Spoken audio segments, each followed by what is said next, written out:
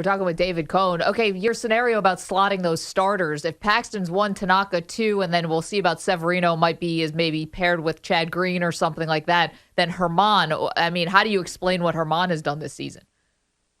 Well, I think, Domingo Herman, has made great leaps and bounds in terms of his confidence on the mound, his overall control. His walk rate is so low, well below league average, and he obviously has good strikeout numbers as well. That curveball is one of the best in the game, I think, that he has. The only problem with Herman, I think, is his workload. He's never been in this territory before.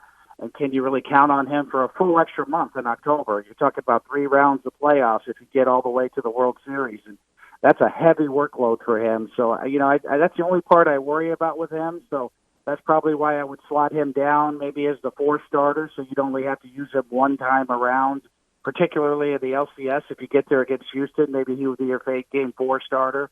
I don't know if you can count on him for 2 starts in a 7-game series because of that workload is the only reason I have him down the order a bit at this point. Going back to Herman for a second, understanding that the Yankees are running away with the division, could Boone do something to kind of rest him up so that he can afford maybe some more innings, in the postseason? Absolutely. It's a great question. I would give him extra days of rest down the stretch run here to make sure he's okay and good to go. But even with all that being said, I wouldn't, in a 7-game series, you really need your 1 and 2 and maybe your 3 starters to pitch twice in that series, especially if it goes 7 games. And I'm not sure that you'd want that workload for Herman.